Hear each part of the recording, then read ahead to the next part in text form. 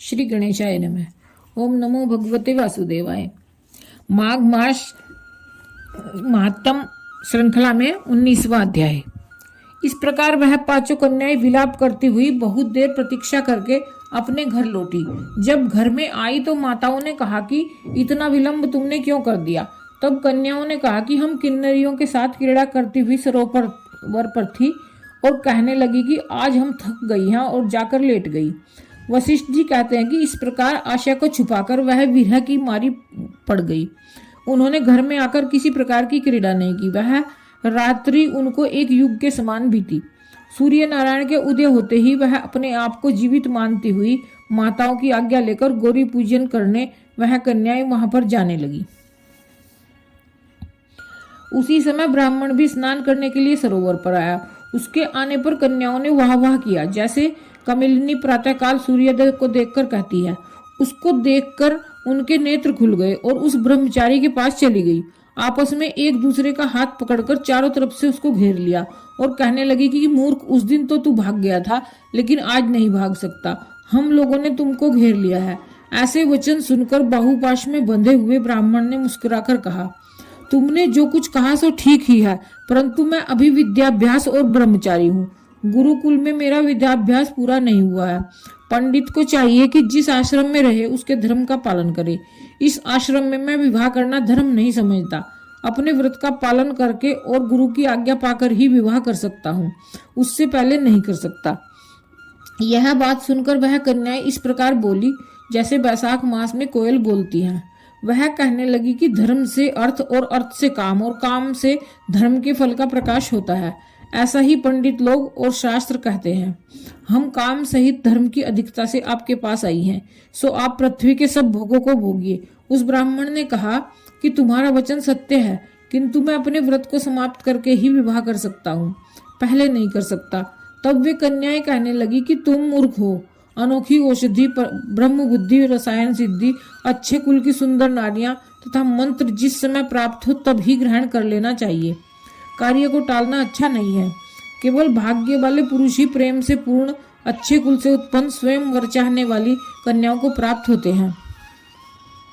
कहाँ हम अनोखी नारियां, कहाँ आप तपस्वी बालक। यह बेमेल का मेल मिलाने में विधाता की चतुराई ही है। इस कारण आप हम लोगों के साथ गंधर्व विवाह कर लें। इनके ऐसे वचन सुनकर उस धर्मात्मा ब्राह्मण ने कहा कि व्रती रहकर इस समय विवाह नहीं करूंगा, मैं स्वयंवर की इच्छा नहीं रखता। इस प्रकार उसके वचन सुनकर उन्होंने एक दूसरे का हाथ छोड़कर उसको पकड़ लिया। सुशील और सुसरा ने उसकी भुजाओं को पकड़ लिया, सुतारा ने आलिंगन किया और चंद्रिका ने उसका मुख चूम लिया। परंतु फिर उसने क्रोधित होकर उनको श्राप दिया कि तुम डायन की तरह मुझसे चिपटी हो, इस कारण पिशाचिनी हो जाओ। ऐसे श्राप देने पर वह उसको छोड़कर अलग खड़ी हो गई। उन्होंने कहा कि हम निरपराधियों को वृथा क्यों श्राप दिया। तुम्हारी इस धर्मज्ञता पर धिक्कार है। प्रेम करने वाले से बुराई करने वाले का सुख दोनों लोगों में नष्ट हो जाता है, इसलिए तुम भी हम लोगों के साथ पिशाच हो जाओ। तब वे आपस के क्रोध से उस सरोवर पर पिशाच पिशाचिनी हो गए और बस पिशाच पिशाचिनी कठिन शब्दों से चिल्लाते हुए अपने कर्मों का फल भोगने लगे। वशिष्ठ जी कहने लगे कि हे राजन, इस प्रकार वह पिशाच उस सरोवर के इधर उधर फिरते रहे। बहुत समय पश्चात मुनियों में श्रेष्ठ लोमस ऋषि पौष शुक्ला चतुर्दशी को उस अच्छेद सरोवर पर स्नान करने के लिए आए।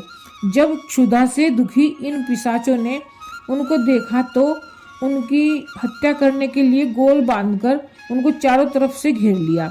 वेद निधि ब्राह्मण भी वहां पर आ गए और उन्होंने लोमस ऋषि को साष्टांग प्रणाम किया।